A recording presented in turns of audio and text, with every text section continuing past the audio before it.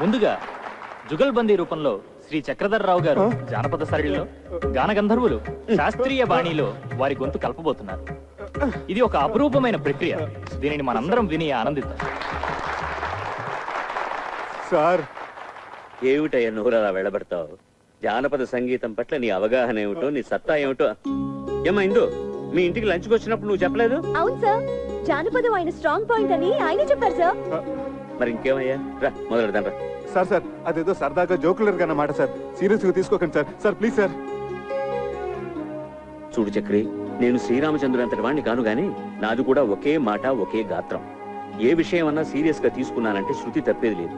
నీ శృతితో చెప్పవయ్యా, నేను అడ్జస్ట్ అవుతాను. ఏమయ్యా? సార్ సార్ సార్ నాకు శృతికి ఆంధ్రకి కేరళకు ఉన్నంత దూరం సార్. చక్రి, సంగీతం అనేది అన్ని ప్రాంతాలను కలిపేసే శక్తి ఉన్న బ్రహ్మసూత్రం అయ్యా. ఈ అపశృతులు అనేవి మనుషుల మనస్తత్వాల్లో ఉంది గాని దేవుడిచ్చిన కంఠాల్లో లేవయ్యా. అందరూ వెయిట్ చేస్తున్నారు, రా. ఏమ్మా? అవును సార్, అవును, చక్రి గారు కూడా పాడాలి. సార్ మీ కాళ్ళు పట్టుకుంటాను సార్. మీరెక్కడా నేనెక్కడా? నేను ఇక్కడే, నువ్వు ఇక్కడే గాని ముందు కాళ్ళు పట్టుకుంటాను సార్, నన్ను వదిలేయండి సార్. ఏమిట్రా బతిమాలే కొద్ది అలుసుగా తీసుకుంటాను నువ్వు? జై హింద్.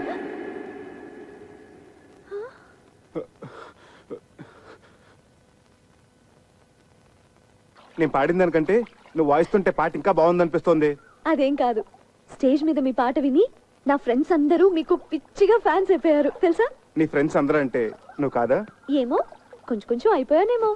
ఇక్కడే స్వాతి ముత్యం ఫార్ములా ఉపయోగంలోకి వచ్చేది. కొంచానికి దూరం తగ్గించేసేది, కలిపేసేది. స్వాతి ముత్యం సినిమా కదా. అక్కడే ఉంది విషయం. స్వాతి ముత్యం సినిమాలో కమల్ హాసన్ తన ఉద్యోగం సంపాదించుకోవడానికి కోసం సోమయాజులు గారు ఊపిరాడకుండా వెంటపడి నష్టపెట్టాడు కదా. చివరికి విజయం సాధించాడే లేదా? అలాగే కానీ ఇప్పుడు నేనేం చేయాలి? ఇప్పుడు నువ్వు సోమయాజులు గారి పాత్ర, ఓకే? నేను కమల్ హాసన్ గారి పాత్ర, ఓకే? అక్కడ పాయింట్ ఉద్యోగం, ఇక్కడ పాయింట్ ప్రేమ.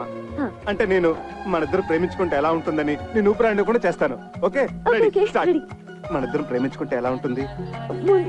ముందు చాపతీవా. ఇప్పుడు నేనేమనాలి? మొట్టమొదటి సీన్ కదా, అందుకని అలాగే చూద్దాం అనాలి. ఉత్తుతున్నా కాదు, నిజంగా అనాలి. ఏది అను?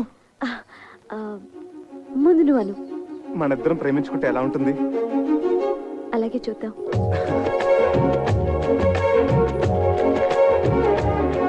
ఏమండి, మన ప్రేమ సంగతి అలాగే చూద్దాం. ఏమండి, అది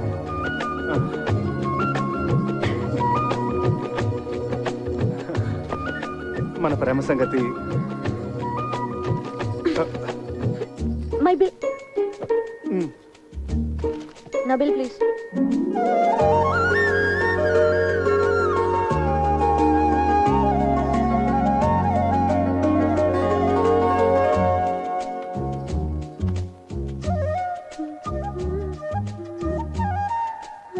మన ప్రేమ సంగతి.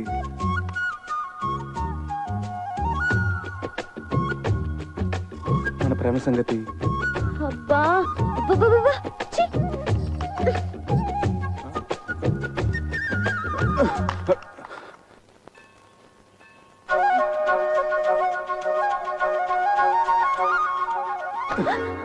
మన ప్రేమ సంగతి.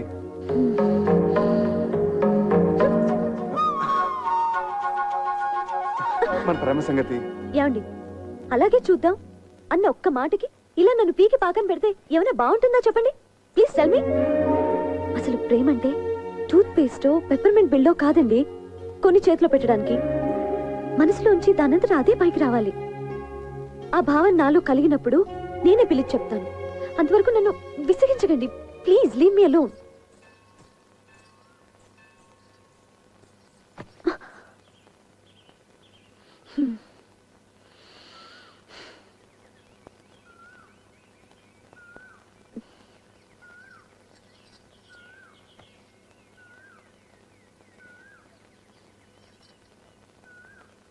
మన ప్రేమ సంగతి.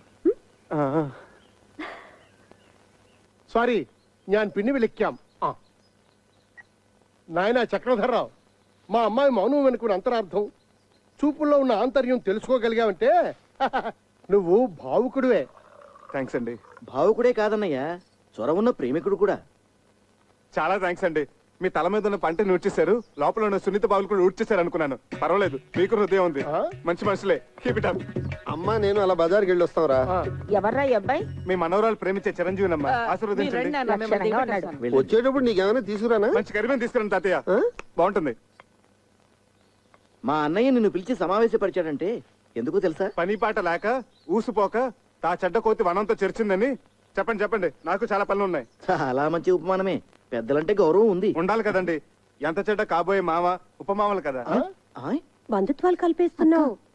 అసలు నీ ముందు వెనుకలేమిటో, ఆస్తిపాస్తులేమిటో మేము తెలుసుకోవాలి కదా. చూడండి అత్తగారు, నా వెనకంటారా నా వీపు తప్ప నాకేమీ లేదు. ముందంటారా పుత్తడి బొమ్మలు అంటే మీ హిందూ ఉంది. లక్షాధికారులు మీరున్నారు. ఉన్నది ఒకటే కూతురు కదా. ఇక నాకంటూ ఆస్తి ఉంటే ఎంత, లేకపోతే ఎంత చెప్పండి. ఈ అబ్బాయి మన ఇందుకి సరైన వాడే అంటావా? ఏమో, చాలా లేకిగా కనిపిస్తున్నాడు. సరేనయ్యా, నీకు ₹1,00,000 చేతులు పెడితే ఖర్చు పెట్టేస్తావా? లేకపోతే బ్యాంకులో ఫిక్స్డ్ డిపాజిట్ లో వేసుకుంటావా? ఏం సిల్లీ క్వశ్చన్ అండి ఇది. చిన్నపిల్లడికి ఐస్ క్రీమ్ ఇచ్చి ఇది తింటావా ఫ్రిడ్జ్ లో దాచుకుంటావా నాన్న అంటే ఏమంటాడు? 3 నిమిషాల్లో నాకేసి ఆ ఇంగిల్ కప్పు బయట పడేస్తాడు. మీరేమంటారు పిన్నత్త గారు?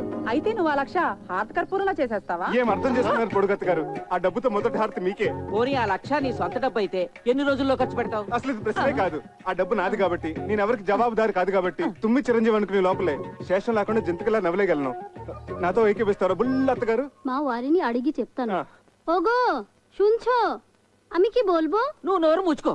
అది సరేనయ్యా. మా ఇందులో నీకు నచ్చిన లక్షణాలేమిటి? అన్ని మంచి లక్షణాలేనండి, కానీ ఒకటే పరమ దరిద్రమైన బలహీనత, వీక్నెస్. ఏమిటది? 2 నెలలు వచ్చినాయి, మైనారిటీ కూడా తీరిపోయింది. ఇంకా మా అమ్మని అడగాలి, మా నాన్న అడగాలి, మా పిన్ని బాబాయ్ ఒప్పుకోవాలని. ఏమిటండి స్వతంత్ర భావాలు లేకుండా? పదండ్రా. Depending on somebody. గోడను పట్టిన బాగా తీగ లక్షణం. I really don't like this, you know.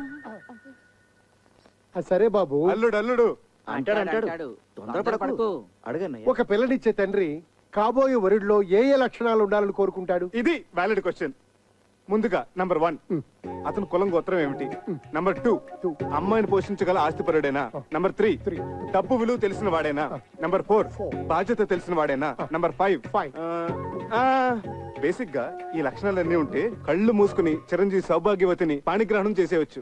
అసలు మనుశాస్త్రం ఏం చెప్పిందంటే, ఇలాంటి లక్షణాలు ఏమీ లేకపోయినా ఎత్ర వధు వర్ణం పరస్పర ఆకర్షితః తత్ర కళ్యాణం నిరభ్యంతర కరిష్యామి. లే, ఇప్పుడు నేను హిందూ ఫాదర్ గా ఓ పిల్ల తండ్రిగా చెప్తున్నాను. నీకు నెంబర్ 1 డబ్బు విలువ తెలియదు. నెంబర్ 2 బాధ్యత తెలియదు. నెంబర్ 3 మా ప్రమేయం లేకుండా మా అమ్మాయిని పోషించగల స్థామత నీకు లేదు. నెంబర్ 4 పెద్దలను గౌరవించడం తెలియదు. అలా తెలిసిన వాళ్ళ నీ దృష్టిలో అస్వతంత్రులు. కాబట్టి ఎట్టి పరిస్థితుల్లోనూ మా ఇందుని నీకు ఇచ్చే ప్రసక్తే లేదు. ఇక నుంచి మా ఇందుకి నీకు ఎటువంటి సంబంధం లేదు. మా ఇంటి ఛాయలకు వచ్చావంటే సహించేది లేదు. ఇంకా నిలబడ్డామే, ప్లీజ్ గో. మీరు తొందర పడుతున్నారు మామయ్య గారు. తొందరపడ్డాం కనుకనే మేల్కొన్నామయ్యా. నేను ఒకసారి హిందూతో మాట్లాడాలి. హిందూ, ఇందు క్షేమాన్ని కాంక్షించేది మేము, మా నిర్ణయాన్ని మన్నించేది ఇందు. ఇంతటితో నీ ప్రేమ కథ కంచికెళ్ళింది. నువ్వు ఇంటికెళ్ళు. వెళ్ళవయ్యా. వెళ్ళవయ్యా. వెళ్ళ.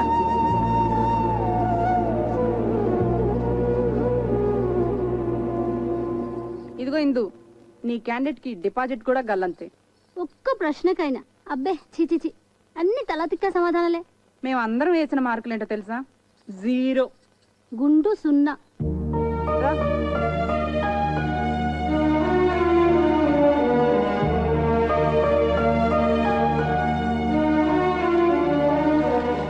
శివా, సదా శివ, నాయనా, నీ మీద పడుతున్న నీరంతా ఆకాశ గంగ అనుకుంటున్నావేమో. కాదు, నా కన్నీరు మున్నీరు, నా బాధ, నా దుఃఖం. ఇందూ నాకు దక్కలేదన్న విరహస్రువులు, ఇందూ లేని జీవితం, ఒకపడి లేని తాంబోలో, నీళ్లు రాని కార్పొరేషన్ పంపు. అబ్బే, అసలు నువ్వు లేవు. ఎస్పీ బాలసుబ్రహ్మణ్యం గారి నీ మీద పాడిన పాటలన్నీ వేస్ట్, దండగా.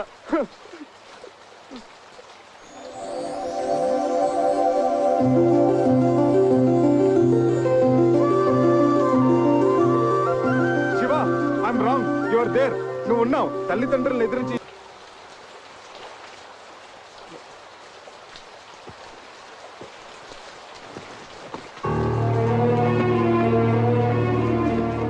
నీ ప్రవర్తనకు మా వాళ్ళందరూ ఇచ్చిన మార్కులు